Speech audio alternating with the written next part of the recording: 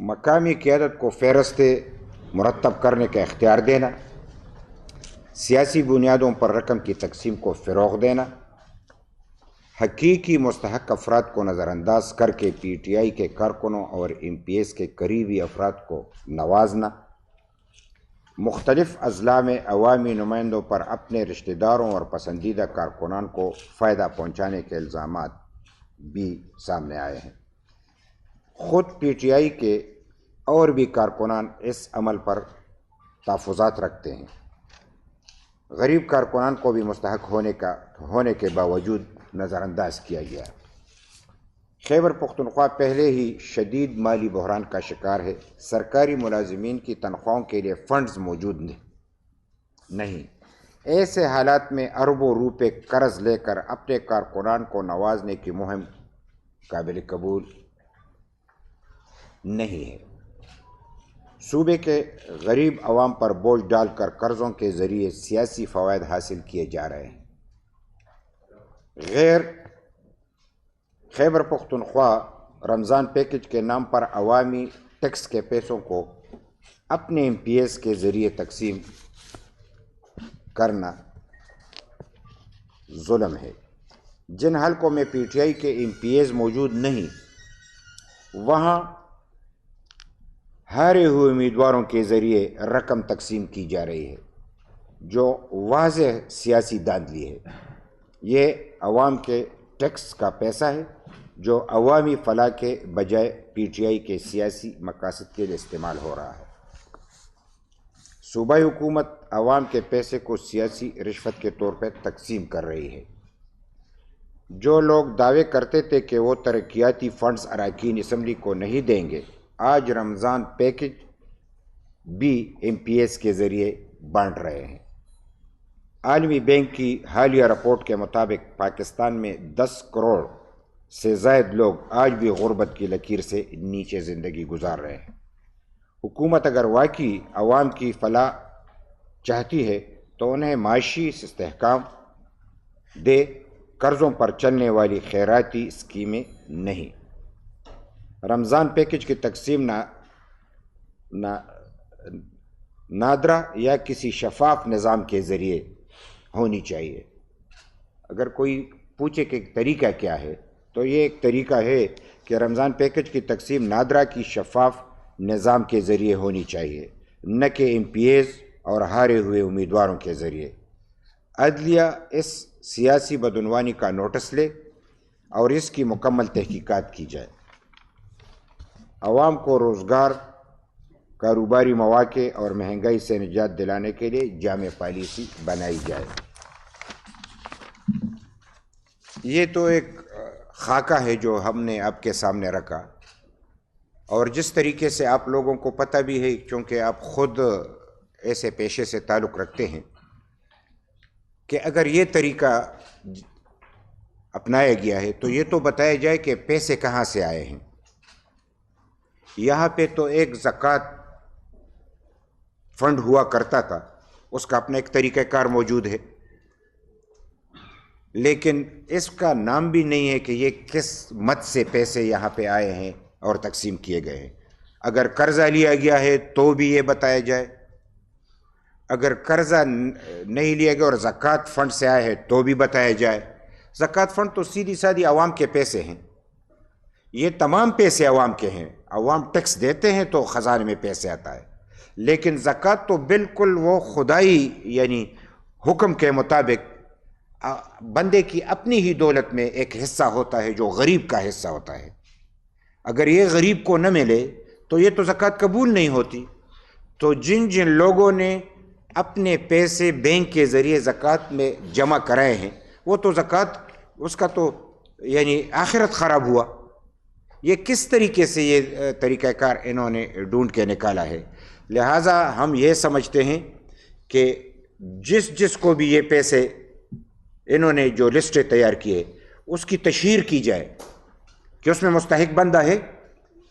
یہ تمام اپنے مرہون منت جو ان کے اپنے ساتھی ہیں، کروڑہا روپوں والے لوگوں کو 10,000 مل جائیں گے لیکن غریب کو پیسے نہیں ملیں گے، تو یہ تو ان کا پرانا طریقہ واردات ہے۔ لہٰذا ہم اسی پہ ان کی شدید مذمت کرتے ہیں، اور ساتھ میں ہم یہ کہتے ہیں کہ یہ حکومت اگر یہ طریقہ کار اپناتی ہے تو اس کا تو اصل کام جو ہے انہوں نے چھوڑ دیا ہے۔ یہ انتظامی امور میں ایسے اقدامات اٹھاتے ہیں کہ احساس محرومی کو بڑھاتے ہیں اور مالی دہشت گردی کو بڑھایا جاتا ہے، لیکن اس کا کام امن و امان کا سنبھالنا ہے، دہشت گردی کا خاتمہ ہے، اس طرف تو اس کو توجہ نہیں ہے، اس کو پتہ بھی نہیں ہے۔ یعنی آج جو بنو میں جنازہ پڑھایا جا رہا تھا اور رات کو یہ واقعہ ہوا تھا، تو کیا ہے کہ ایک بندہ موٹر سائیکل پہ جا رہا ہے، ممنوع سڑک پہ جا رہا ہے، تم نے سارے پاکستان کو ممنوع بنا دیا، کوئی گھومے گا پھرے گا نہیں۔ ایک بندہ ہے جو کہ جا رہا ہے، کہہ رہے کہ غلط راستے پہ جا رہے، غلط راستے پہ جا رہے تو ٹھیک کرو۔ ایک موٹر سائیکل سے آپ اتنے گھبراتے ہو تو پھر دہشت گردی کا خاتمہ کیسے کرو گے؟ ایک بندہ اسکوٹر پہ بیٹھا ہے، تم یہ اندازہ نہیں لگا سکتے کہ اس کو روکو، اس کو سمجھاؤ کہ یہ راستہ ٹھیک نہیں ہے، اس راستے پہ جاؤ، تم گولی سے روکو گے؟ یہ کہاں کا طریقہ کار ہے کہ تم گولی چلا کے سارا کام چلاؤ گے؟ ہم یہی سمجھتے ہیں کہ جو طریقہ کار یہ اپنا رہے، اس میں دہشت گردی میں اضافہ ہو رہا ہے۔ ان کے اس جارحانہ رویے پہ اور ظالمانہ رویے پہ کہ عوام اپنے آپ کو غیر محفوظ سمجھ رہے ہیں، اور رات کو جس طریقے سے وہ سارے لوگ جمع کٹے ہوئے تھے، اب تو وہ تیاری کر رہے ہیں، اور آج بنو میں شٹر ڈاؤن ہے۔ ہم یعنی ایک طرف مالی طور پہ ہمیں تباہ کیا جا رہا ہے، ایک دہشت گردی کے ذریعے تباہ کیا جا رہا ہے۔ پختون کدھر جائیں؟ خیبر پختونخوا میں تو انہوں نے قیامت ڈال دی۔ یعنی دہشت گردی کے حوالے سے اگر سیدھی سادی یہاں پہ صورتحال موجود ہے تو اقدامات اٹھائے جائیں، قدم اٹھائے جائے۔ یعنی ایک دہشت گردی، آپ اندازہ کریں کہ ایک سیدھا سادہ فارمولہ جو کہ نیشنل ایکشن پلان میں بنایا گیا تھا کہ جو دہشت گردوں کا ساتھ دیں گے سہولت کار، ان کا بھی خاتمہ کیا جائے گا، لیکن یہاں پہ نیشنل ایکشن پلان کو یعنی پھینک دیا گیا۔ جنرل فیض اور ان کے حواریوں نے اس کے مخالفت میں، نیشنل ایکشن پلان کے مخالفت میں معاہدہ کیا، اور دہشت گردوں کو 40,000 کو یہاں پہ لے کے آئے۔ تو اگر دہشت گردی کا خاتمہ کرنا ہے تو 40,000 بھی یہاں پہ آئے ہیں، موجود ہیں، جو لائے ہیں وہ بھی موجود ہیں، جنہوں نے نیشنل ایکشن پلان کی توہین کی کہ یہ سارے عوام کی مینڈیٹ تھی اور تمام مکتب فکر کے لوگ اس پہ متفق تھے، اس کی توہین کی، اس کو تو سزا نہیں مل رہا۔ جب سے ہم سن رہے ہیں وہ گرفتار ہے گرفتار ہے اور گرفتار ہے، بس، اور کچھ قدم نہیں اٹھایا جا رہا۔ دہشت گردی کے خلاف قدم نہیں اٹھاؤ گے تو آپ یقین کریں کہ حالات تو بے قابو ہو چکے ہیں۔ اسٹیبلشمنٹ کے، مرکزی حکومت کے، صوبائی حکومت، یہ تو مکمل طور پہ ناکام ہو چکے ہیں۔ میں اس کو مختصر کرتے ہوئے پھر آپ سوال کریں گے تو میں جواب دوں گا کہ اب کے جس طریقے سے یہ صورتحال بن گئی ہے، تو اب تو یہ ایک بین الاقوامی لڑائی کی طرف اقدامات اٹھائے جا رہے ہیں، اور ایسی صورتحال بنائے جا رہے ہیں جس طریقے سے ٹرمپ نے اعلان کیا۔ اس نے کہا کہ افغانستان میں باگرام بیس اس کو قبضہ کریں گے، جو اسلحہ ہم سے وہاں پہ رہ گیا ہے اس کو دوبارہ کلیکٹ کریں گے۔ تو امریکہ نے تو اپنا فوج یہاں سے نکال دیا، تو کون یہ کام کرے گا؟ یہ کس کو کہہ رہا ہے؟ یہ تیسری عالمی جنگ کی تیاری جو ہو رہی ہے، ہم تو 2 جنگوں میں پختون تباہ و برباد ہو گئے، 45 سال ہو گئے، اب نئی جنگ کی تیاری ہو رہی ہے۔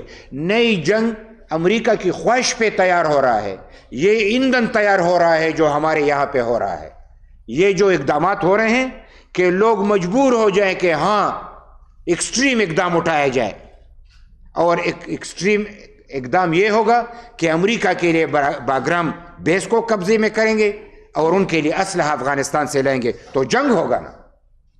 تو جنگ ہوگا تو کون مرے گا؟ تو یہ ان کی مرضی سے چلے گا، عوام کی مرضی سے نہیں چلے گا۔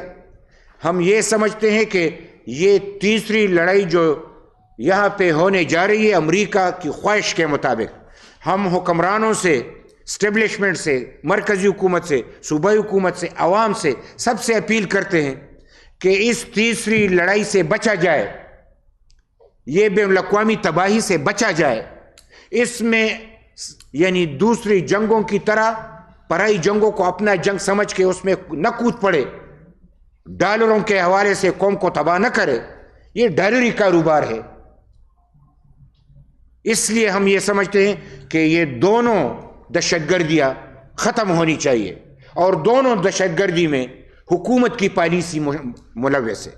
یعنی مالی دہشت گردی میں بھی حکومتی پالیسی ناکام ہے، اور دہشت گردی جو حقیقی معنوں میں لوگ تباہ و برباد ہو رہے ہیں اس میں بھی ہمارے یعنی جو پالیسی ساز ادارے ہیں وہ ناکام ہیں. لہٰذا ہم یہی ایک بار پھر یاد دلاتے ہیں، ہم باچا خان کے پیروکار، ولی خان کے پیروکار، اسفندیار خان کے پیروکار، ایمل ولی خان کی قیادت میں ANP جو جدوجہد کر رہی ہے، ہم یہ ڈیمانڈ کرتے ہیں کہ آج ہم آپ کو بتا رہے ہیں کہ تیسری لڑائی سے بچا جائے، عالمی لڑائی میں جان نہ جھونکا جائے. یہ تباہی نہیں رکے گی. تم نے آزمائش کرتے کرتے پاکستان کو تو گنوا دیا، بنگلہ دیش بن گیا، اب تو بقایا پاکستان کو خدا را اس طریقے سے اپنے خواہشات کا کھلونا نہ بنائے. ہم یہی سمجھتے ہیں کہ دہشت گردی کے لیے فارمولہ ہے، ہمیں اس فارمولے کو اپنانا ہے. آپریشن بھی ناکام ہوا ہے، کتنے آپریشن ہوئے، ناکام ہوا ہے. یہی آپریشن ہے نا، آپ بنو میں جا کے دیکھو نا یہ کیا ہو رہا ہے. آپریشن بھی ناکام، مذاکرات بھی ناکام ہے، اس لیے کہ پالیسی نہیں ہے، ایڈہاکزم کی بنیاد پہ بات ہو رہی ہے.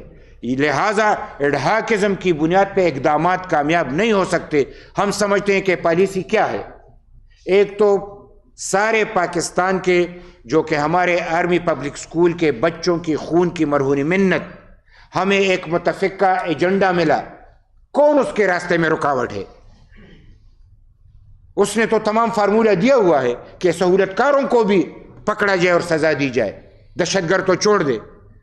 اس کے راستے میں رکاوٹ ہے تو بتایا جائے کون ہے، اور جن لوگوں نے اس کی وائلیشن کیا ہے ان کو سزا کیوں نہیں مل رہی.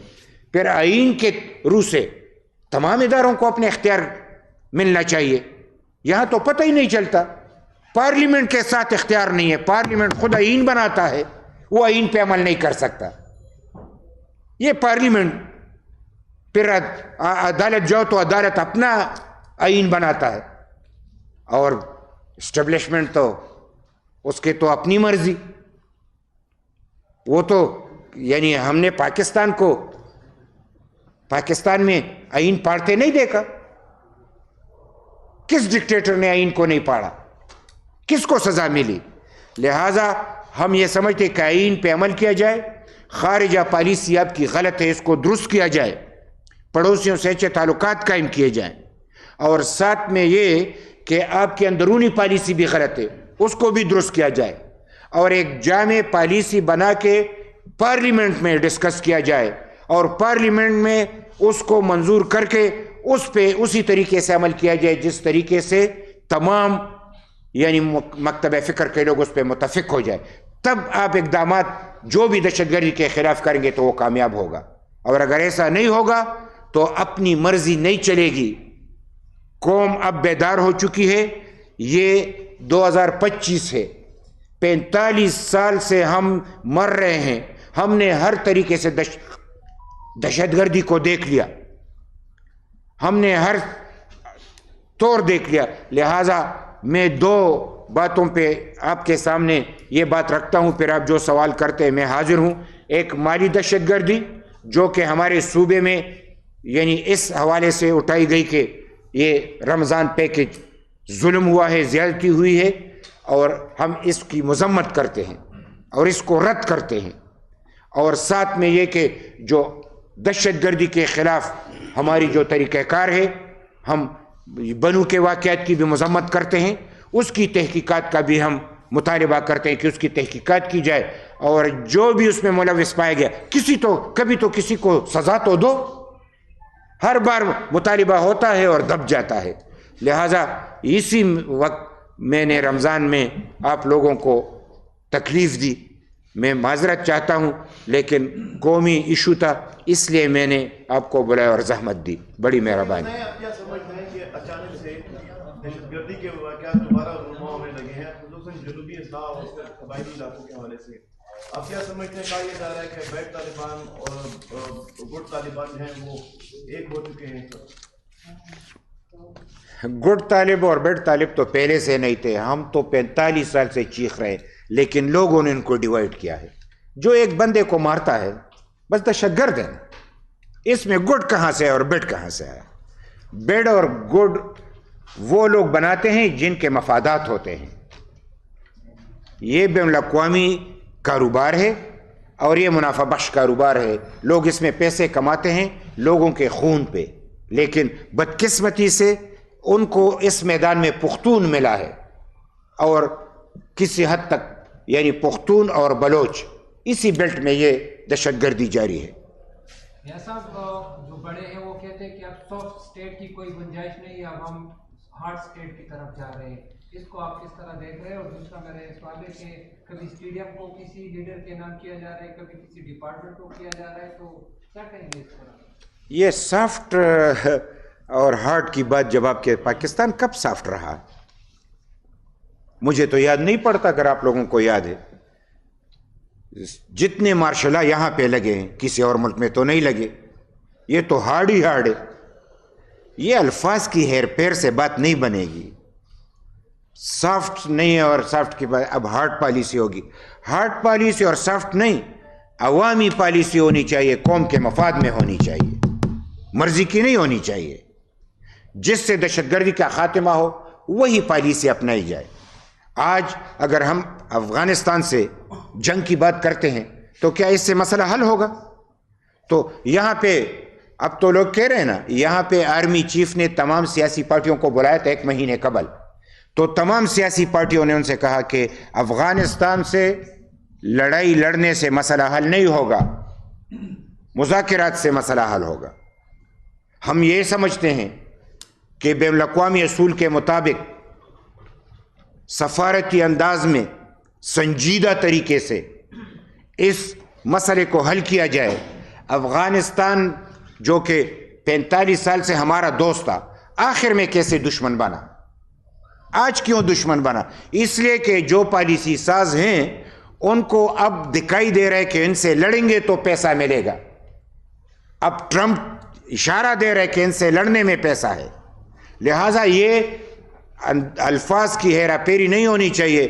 ہمیں سیدھی سادی بات ہے کہ تمام پڑوسیوں سے اچھے تعلقات ہونے چاہیے. مذاکرات کے بین الاقوامی اصولوں کے مطابق مذاکرات کے ذریعے مسئلے کو حل ہونا چاہیے. ہم یہی سمجھتے ہیں. رہی یہ بات کہ کسی کے نام پہ اسٹیڈیم کو کوئی اپنا اسٹیڈیم بنائے اور نام رکھے، فبہا، اس میں تو کسی کو یعنی تکلیف نہیں ہے. لیکن جن لوگوں نے بنایا ہے اور انہوں نے نام رکھا ہے اس کو ہٹایا جائے، یہ تکلیف دہ بات ہے. تمہاری حکومت 13 سال حکومت، تم ایک اسٹیڈیم نہیں بنا سکتے. دعویٰ ہے کرکٹ کا، کرکٹ کے ہیرو بن کے تم نے سارے پاکستان کو ملیامیٹ کر دیا. ایک اسٹیڈیم نہیں بنا سکتے، اس کے لیے بھی ڈرامہ رچا دیا. اور اب جرنلزم کے لیے ایک نیا نام ڈھونڈ کے نکالا ہے کہ جرنلزم پہ یہ کہتے ہیں، اور وزیر اعلیٰ نے کہا ہے، اور مینا خان ہے کہ کیا ہے، مینا پتہ نہیں یہ وزیر ہے کہ کیا ہے. ہم نے مینا خان ایک اور نام بھی سنا تھا، یہ دوسرا نام ہے. تو آپ لوگوں کو پتہ ہوگا کہ مینا خان کون تھا. لیکن اس کے باوجود اگر آج یہ جرنلزم کا نام جس کے نام پہ رکھ رہا ہے،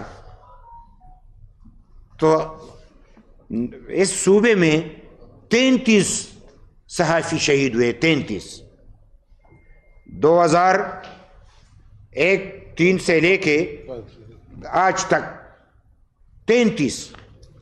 تو 33 شہداء میں آپ کو پختونوں میں ایک نام بھی پسند نہیں ہے. اول تو جرنلزم خود ہی جرنلزم ہے، نام کی کیا ضرورت ہے؟ کوئی اور جگہ بناؤ، اس پہ نام رکھ دو. لیکن یہ تو نہیں ہو سکتا کہ تم ایسے جو ہمارے اس صوبے کا ہیرو بھی نہیں، वोट तुमने इस आवाम से लिया है, वोट भी नहीं लिया। यानी तुम आज की हुकूमत जो है ये भी जनरल फैज की मरहून मिन्नत है, इसलिए तो जाबिराना फैसले कर रहे हैं। कहाँ से जर्नलिज्म का नाम तुम तब्दील करोगे?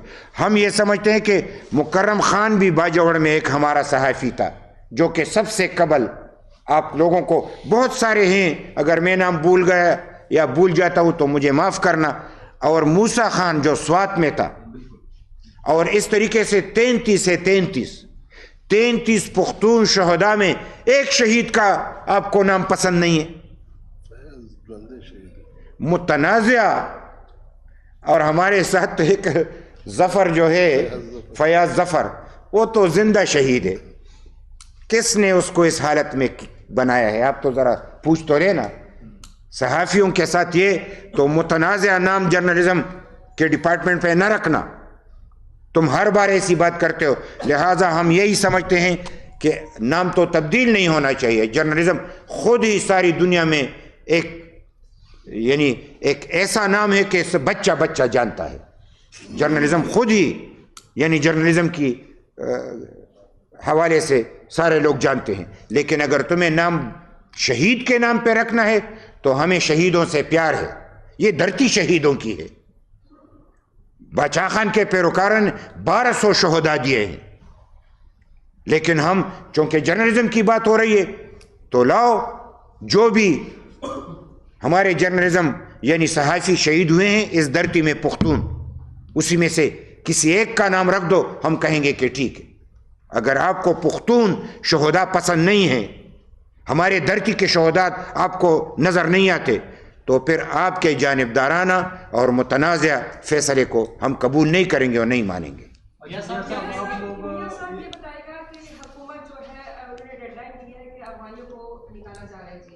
क्या समझते हैं कि अफगानियों के निकल जाने से क्या हमारे सूबे में जो दहशतगर्दी का सिलसिला जारी है क्या ये खत्म हो जाएगा? क्या कहेंगे आप? साथ में वज़ीर आला ने जो बयान दिए नहीं, अफगानियों को लाया कौन? हम भूल जाते हैं ना। आज निकाल रहे कि वो दहशतगर्दी कर रहे हैं, तो ये तो 45 साल से यहाँ पे हैं और लाए भी ये हैं, ट्रेनिंग भी इन्होंने दिए। जो दहशतगर्दी में मुलव्विस थे वो तो इनके साथी थे। ये जो खुद कह रहे हैं कि हमने बनाया, एक एक बंदा कह रहे कि हमने बनाया, हमने असलहा दी, तो जब खुद तस्लीम कर रहे हैं तो फिर ये बात कहना कि इनको निकालेंगे तो दहशतगर्दी खत्म होगी, ये तो अजीब सी बात हो गई। तुम 45 साल का जो तुमने गलती की है, गलत पॉलिसी अपनाई पहले कौम से, तो उसकी माफी मांगो। तुमने क्यों गलत पॉलिसी अपनाई? बगैर माफी के 40 साल तुमने मरवा दिया, अब इस तरीके से मरवाओगे? यानी जिस तरीके से किसी भी कौम की तौहीन नहीं होनी चाहिए।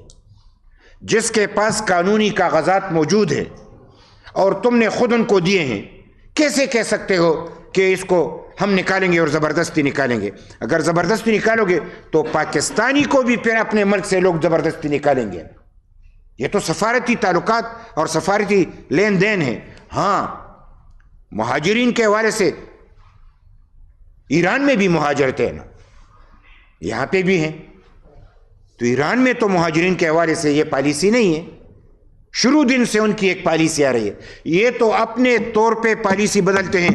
तमाम दहशतगर्दों को यहाँ पे पाला गया, उनको ट्रेनिंग दी गई, फिर मुदाखलत की गई, फिर हमने मुदाखलत से मना किया। बादशाह खान वली खान कहते रहे, इन्होंने नहीं माना। अब जो ये तरीक़ाकार अपना रहे हैं, हम समझते हैं कि ऐसा तरीक़ाकार ना अपनाया जाए कि जिससे दहशतगर्दी में मज़ीद इजाफा हो। तरीक़ाकार मौजूद है, जो भी पाकिस्तान में बसता है तो उसके डॉक्यूमेंट्स हैं, जिसके पास कानूनी डॉक्यूमेंट्स हैं तो वो डॉक्यूमेंट्स हैं।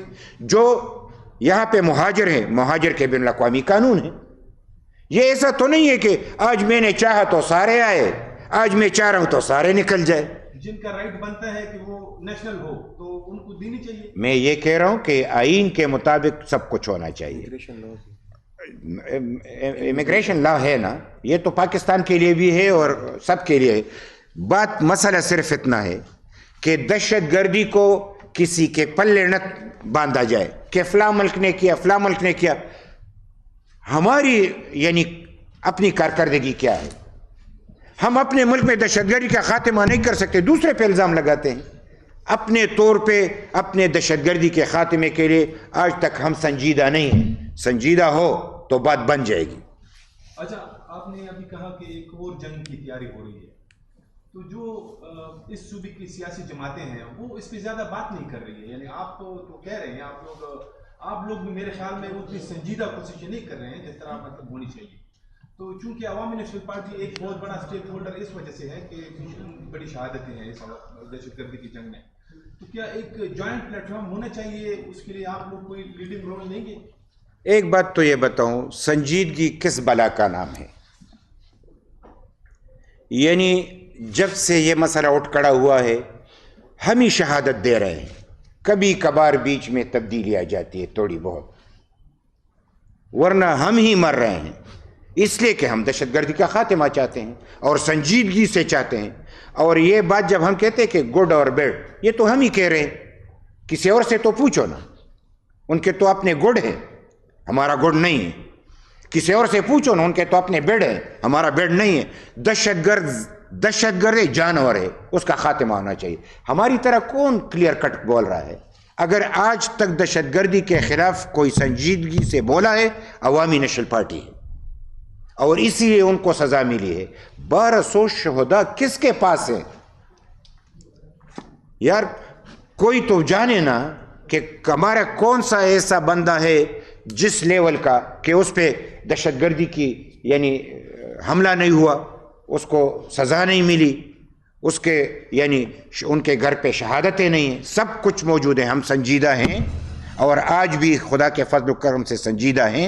لیکن پالیسی بنانا سیاسی پارٹی کا کام نہیں ہے، حکومتوں کا کام ہے. حکومت کو ہم یہ بار بار بتا رہے ہیں. ہم نے تو اگر بتایا اور وہ مان جاتے تو ختم ہو جاتا. وہ بات نہیں مان رہے ہیں. ہم یہی کہہ رہے ہیں کہ ہم کہہ رہے ہیں دہشت گرد میں گڈ بیڈ نہیں ہے، وہ گڈ بیڈ کا چکر چلا رہے ہیں. اب کہہ رہے نہیں ہے. ہم نے کہا کہ یہ فساد ہے، انہوں نے 40 سال بعد کہا کہ فساد ہے، تو 40 سال بعد فساد کہہ کے بھی اس کو ختم نہیں کر رہے ہو.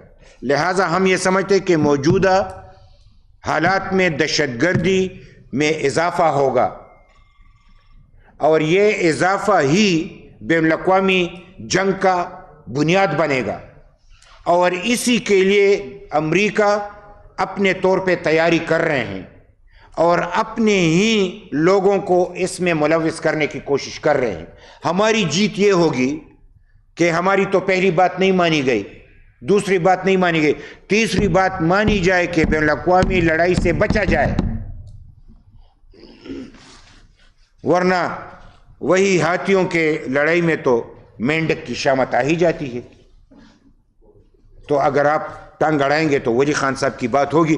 تو ہم یہ سنجیدگی سے کہہ رہے ہیں، شاید خدا نے ہمیں اتنے بڑے دل دیے ہیں کہ اتنے درد و غم میں بھی ہم ایسا بیان دیتے ہیں کہ شاید ان کو لوگوں کو وہ سنجیدہ دکھائی نہیں دیتا، ورنہ خون تو اسی دل سے رس رہا ہے. ہماری تو باتیں یعنی ایسی حالات میں ہم جب بات کر رہے، بس سیدھی سی بات ہے کہ پالیسی کو تبدیل کرنا ہے اور ملک کی مفاد میں پالیسی کو بنانا ہے. اور مالی دہشت گردی کو میں چونکہ اس کو آپ زیادہ کوریج اس حوالے سے دیں گے کہ لوگ بڑے پریشان ہیں. جو رمضان پیکج کے حوالے سے ظلم ہوا ہے، ہر ضلع میں لوگ بڑے پریشان ہیں اور لوگ چاہتے ہیں کہ مین سٹریم میڈیا پہ یہ کوریج ملے، کیونکہ رمضان میں یہ ظلم ہوا ہے اور زکوٰۃ کے نام پہ ہوا ہے، مستحقین کے نام پہ ہوا ہے. اس حکومت کو روکنے کی ضرورت ہے. یہ بدمست ہاتھی جو صرف حملے کرنے جانتی ہے، اب عوام کو یعنی مالی بحران سے تباہ کرنا چاہتے ہیں، اور اس طریقے سے کہ آج احساس محرومی مزید بڑھ گئی ہے. لہٰذا میں آپ اس کو بھی مالی دہشت گردی کے نام سے میں ریکویسٹ کرتا ہوں کہ اس سے بڑی دہشت گردی نہیں ہو سکتی. ذہنی طور پہ لوگوں کو مفلوج کرنا، غریبوں کی مذاق اڑانا، ان کو مایوس کرنا، اس سے بڑی اور بات کیا ہو سکتی ہے. لہٰذا اس مالی دہشت گردی کے روک تھام کے لیے ہم سمجھتے ہیں کہ آپ میڈیا ہمارا ساتھ دیں، اور ہم کل کے جب دہشت گردی کے خلاف ہے تو مالی دہشت گردی کے بھی خلاف ہیں، اور جو ملک میں اور دنیا میں جاری دہشت گردی ہے اس کے بھی خلاف ہے، اور امن امان کے قیام کے لیے بھی جو موجودہ حکومت ناکام ہے اس کی ناکامی کے بھی ہم خلاف ہیں۔ لہٰذا ہم عوامی نیشنل پارٹی سنجیدگی سے، یعنی آپ اندازہ کریں رمضان میں ہم یہاں پہ آپ کے سامنے بیٹھے ہیں، سارے ملک میں ہم امن چاہتے ہیں، ساری دنیا میں امن چاہتے ہیں، خصوصی طور پہ خیبر پختونخوا اور بلوچ بیلٹ جو تباہی سے دوچار ہے اس میں ہر صورت امن ہونی چاہیے۔ بڑی مہربانی۔